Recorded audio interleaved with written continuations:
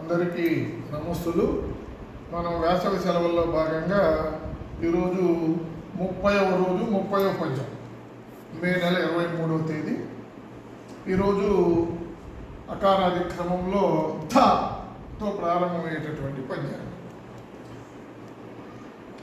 ధనపతి సగుడైయుండియు అనయంగా శివుడు బిచ్చమెతగవలసెన్, తన వారికెంత గలిగిన తన భాగ్యమే తనకుగాక తథ్యము సుమతి.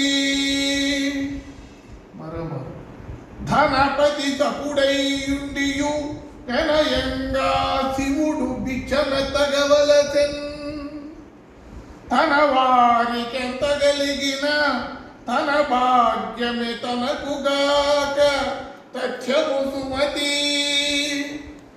దీని భావం ఏమంటే, మన వారికి అంటే బంధువులకి ఎంత ఉన్నా అది మనకు రాదు. ఎందుకంటే మనం సంపాదించుకున్నదే మనకు. ఎట్లా అంటే, ధనపతి, ధనానికి అధిపతి అయినటువంటి కుబేరుడు స్నేహితుడు ఎవరికి? శివునికి. కుబేరుడు అంటే ధనానికి అధిపతి అయిన కుబేరుడు స్నేహితుడై ఉండి కూడా శివుడు పిచ్చిమెత్తుకోవాల్సి వచ్చింది.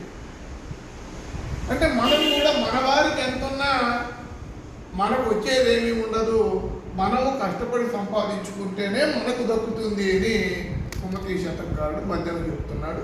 ఇప్పుడు నేను చెబుతాను, అనుసరించండి. ధనపతి సపుడైయుండియు నెనయంగా శివుడు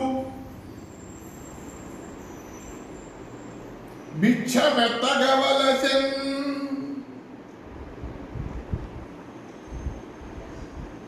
తన వారికెంత గలిగిన